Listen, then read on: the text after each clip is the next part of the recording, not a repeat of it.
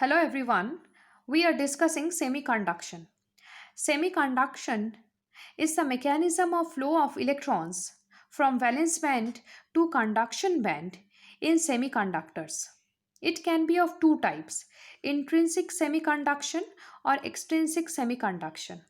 In case of intrinsic semiconduction, the electrons from valence band to conduction band are allowed to flow only when the thermal energy from external source is supplied to the semiconductors. So it is the thermal energy which is responsible for the flow of electrons from valence band to conduction band and allow the flow of electricity in semiconductors. On the other hand, there is another type of mechanism where the flow of electrons can occur between conduction band to valence band to conduction band because of some impurities. These impurities can be metals.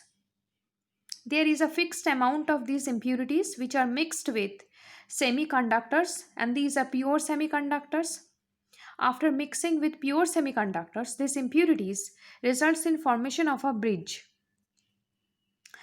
and this bridge is responsible for minimizing the energy gap between valence band and conduction band. Now, as you can see, the electrons can jump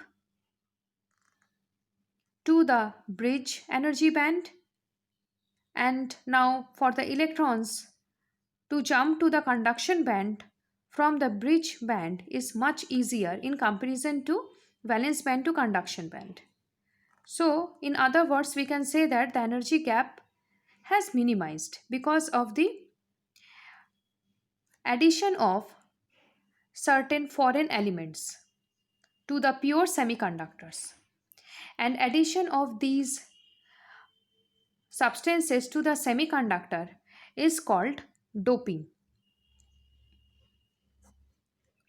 Doping is nothing, is just the mixing of certain foreign elements with the pure semiconductors, and the substances which are used to dope the semiconductors are called doping agent.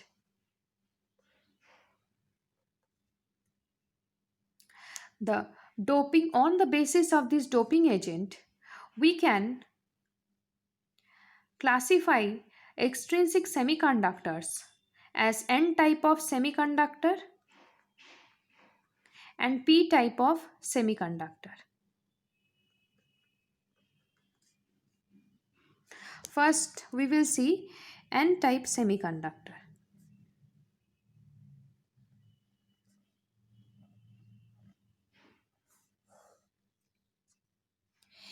In N type of semiconductors,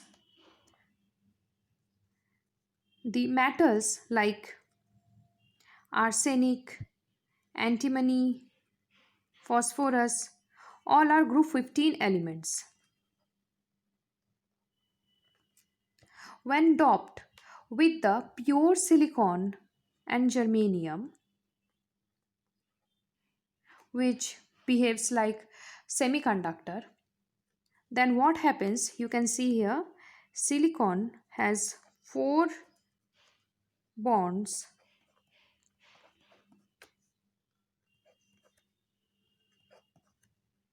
Now we are considering that one of the position of the silicon is replaced by impurities like arsenic. Suppose we are adding arsenic.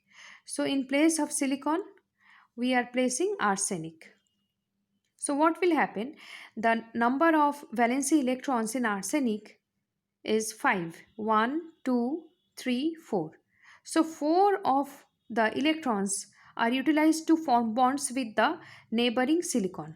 But there is another fifth electron which remain unused, and this unused electron is responsible for formation of a energy band, and this energy band exactly falls in the middle of valence band and conduction band. And that's why the reason it is responsible for minimizing the energy gap between valence band and conduction band. As a result of this, first the electrons jump from valence band to this newly formed band, and from newly formed band to the conduction band. Okay, so this is one of the type of mechanism. Here this extra electron is responsible for the conduction. So this movement of negatively charged electrons is responsible for the conduction. That's why the name is called n-type semiconductor. In n-type semiconductor, n stands for negative. So negatively charged electrons is responsible for n-type semiconduction and result in formation of n-type semiconductor. N type of semiconductor is also obtained in all those metals which are having metal excess defect. Metal excess defect. Metal excess defect have extra electrons, and the way we have seen here, these extra electrons is responsible for the flow of electrons inside the semiconductor. Also takes place in case of metal excess defect. Okay. Now we will see the mechanism of conduction in case of p-type semiconductor. Opposite to n-type semiconductor, in p-type semiconductor, the impurities that are used to form the p-type semiconductor are group 13 elements. These are like boron, aluminium, gallium, indium, are all group 13 elements. Group 13 elements have 3 electrons in its outermost shell, we know. So what happens, like silicon, we are taking the example of pure silicon. Pure silicon having bond like this. Now we are considering one of the silicon is replaced by aluminium. So what will happen? We know that there are 4 electrons, and these 4 electrons form 4 bonds in silicon. And aluminium is having only 3 electrons, 1, 2, 3. So one of the bond is not going to form. And silicon neighboring to this aluminium will have an extra electron which is not used for the formation of bond. And as a result of this, a positive hole is created. Because of this, one bond which is not formed between aluminium and silicon, and this positive hole is responsible for the conduction.